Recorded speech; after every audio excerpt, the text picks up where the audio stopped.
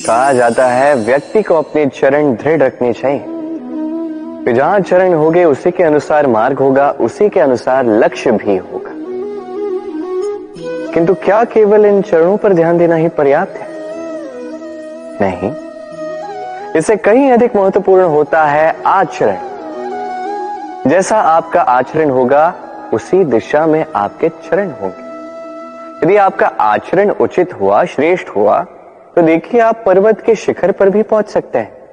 किंतु यदि ये उचित ना हुआ तो आप उसी शिखर से नीचे धरा पर भी गिर सकते हैं।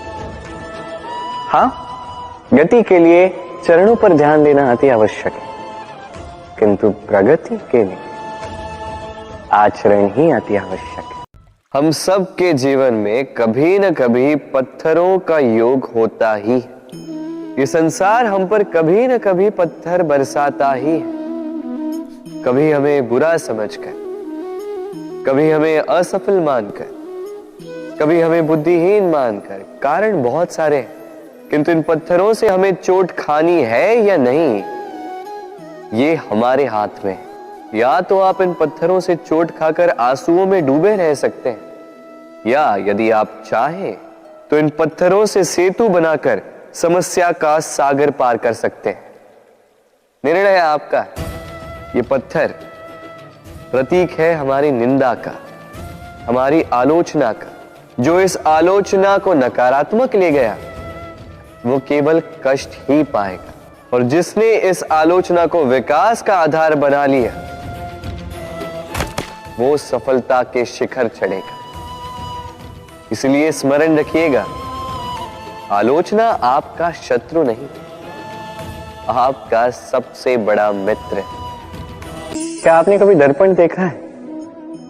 क्या हम में से ऐसा कौन है जिसने दर्पण नहीं देखा?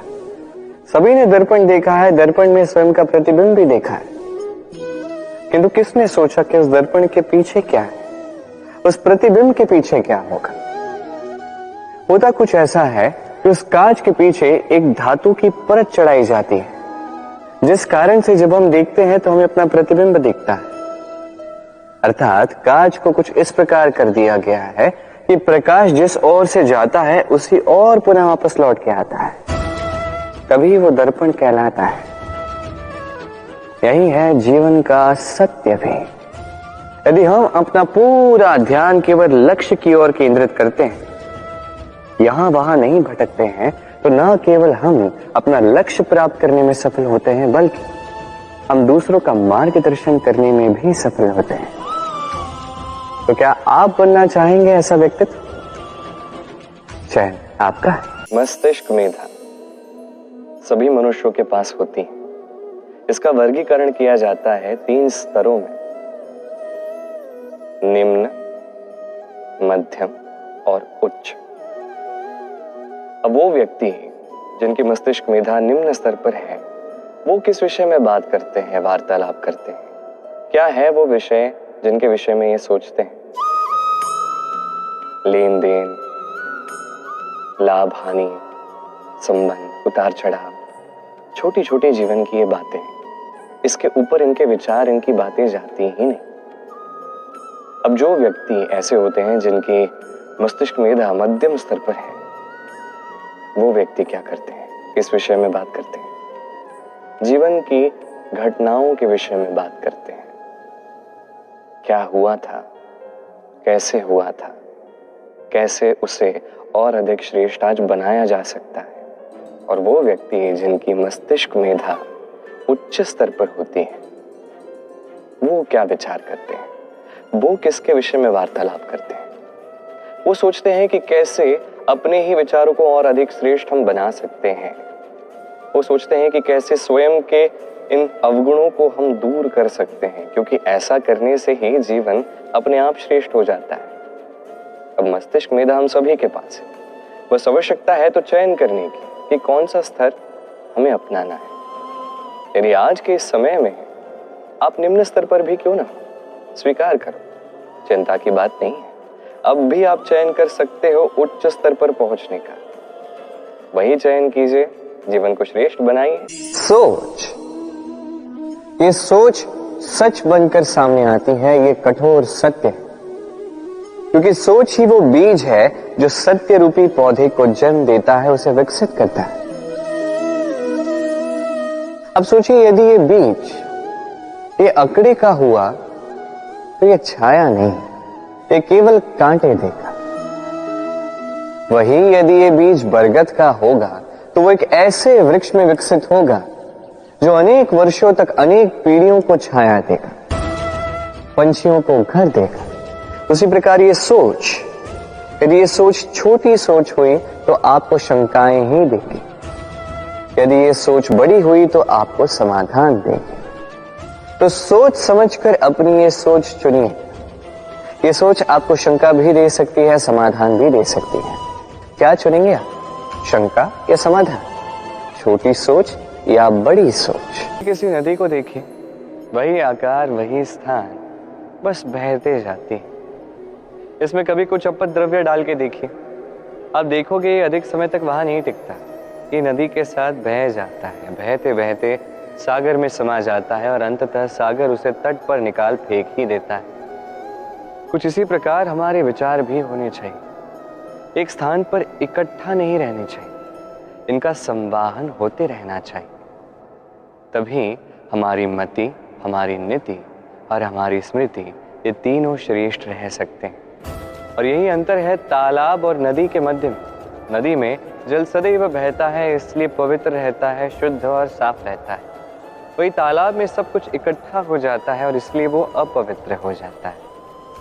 तो सदैव इन विचारों को बहते जाने दीजिए। यदि मन में कोई विचार आ जाए, वहीं रह जाए और चुभने लगे तो उसे निकाल दीजिए, उसे भी बहने दीजिए। इसका जो भी उत्तर होगा समय के साथ स्वयं आपके पास आएगा।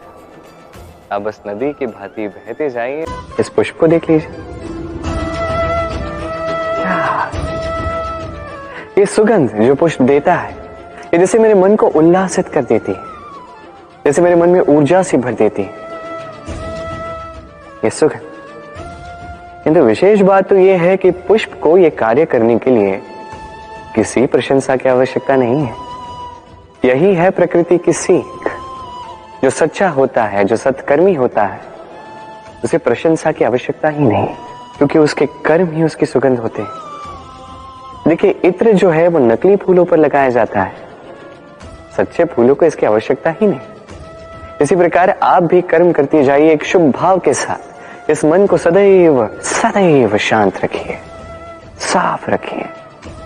यदि ऐसा करोगे तो आपके कर्म इस प्रकार सुगंधित होंगे कि आपके जीवन में केवल और केवल आनंद ही होगा। हमारे पास एक ही जीवन है, तो हम अवश्य ये सोचेंगे कि इसको सुधारा कैसे जाए।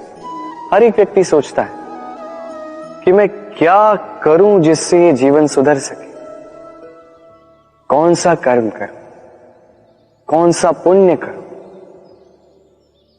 कौन सा शास्त्र पढ़ूं जिससे मुझे वो ज्ञान मिले जिससे मैं अपने जीवन को सुधार पाऊं। समस्त जीवन व्यतीत कर जाता है इन प्रश्नों के उत्तर खोजने में, वो शास्त्र समझने में। कई सारे लोग फिर भी समझ नहीं पाते। चलिए आज मैं आपको एक सरल सी बात बताऊंगा जिससे आप इस जीवन को सुधार सकते हैं। जीवन, जिह्वा, इन दोनों की एक ही राशि। जिह्वा यानी आपकी वाणी, इस वाणी को नियंत्रण में रखिए, इसे सुंदर बनाइए, मधुर वाणी रखिए। जितना हो सके इसे सुधारिए, आपका जीवन सुधर जाएगा। क्योंकि वाणी ये होती अत्यंत शक्तिशाली। ये एक ऐसा बंधन है जो सामने वाले व्यक्ति को आपके व्यक्तित्व के साथ बांध देता है। तो इस वाणी को सुधारिए, इसे सुंदर बनाइए, आपका जीवन अपने आप ही सुंदर हो जाएगा। और आइए और इसी मधुर और सुंदर वाणी के साथ कहिए, राधे राधे।